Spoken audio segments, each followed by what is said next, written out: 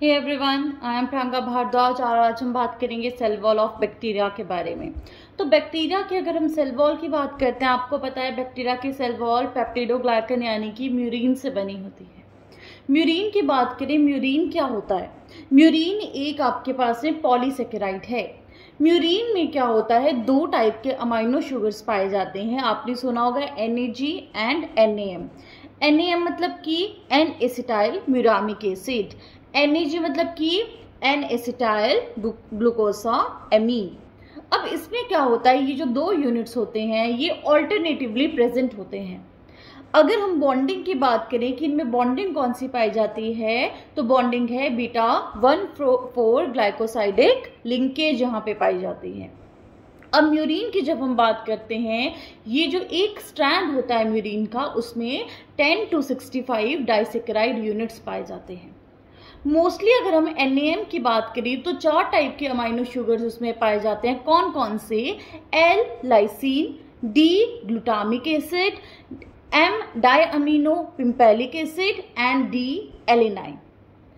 अब जब हम इसकी बात करते हैं, क्या होता है कि जब भी एक म्यूरिन बनता है तो वहां पे हमारे पास में इन यूनिट्स के बीच में लिंकेज प्रेजेंट रहती है। अब क्या होता है, डिफर करता है कि किस में किस तरह का बॉन्ड बन रहा है, कौन सा पेप्टाइड बॉन्ड बन रहा है। हमारे पास में दो टाइप की चीजें आती है, that is murein A and murein B based on the linkage या फिर पेप्टाइड बॉन्ड। तो जैसा कि अगर हम बात करें म्यूरिन A की, तो म्यूरिन A में बेसिकली क्या होता है, जो लिंकेज होती है वो डायरेक्ट लिंकेज होती है।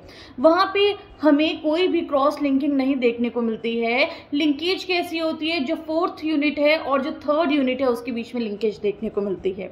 जैसे एक फोटो मैंने रेफरेंस के लिए अटैच किया है, यहाँ पे आप देख सकते हो। इस फोटो में बेसिकली आपको क्या देखने को मिल रहा है कि 3,4 लिंकेज जो है वो डायरेक्टली देखने को मिल रही है D एलेनाइन के कार्बोक्सिल ग्रुप के साथ में डायअमीनो एसिड के फ्री एमिनो ग्रुप की, है ना।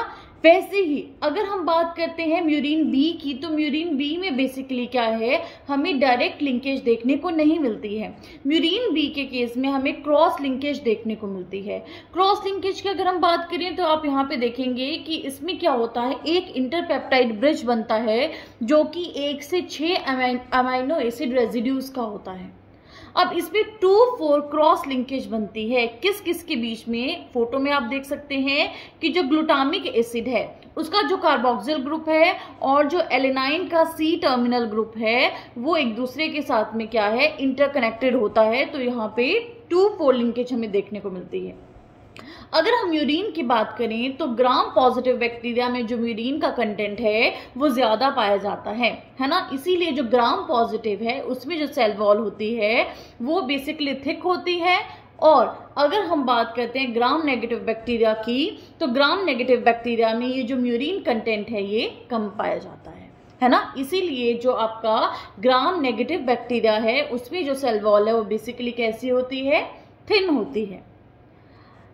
अगर हम ग्राम पॉजिटिव और ग्राम नेगेटिव बैक्टीरिया की बात करें तो इन दोनों को हम ग्राम स्टेनिंग के बेसिस पे भी डिफ्रेंशिएट कर सकते हैं। अब ग्राम स्टेनिंग क्या होता है, कैसे होता है, उसके बारे में हम नेक्स्ट वीडियो में बात करेंगे। Thank you.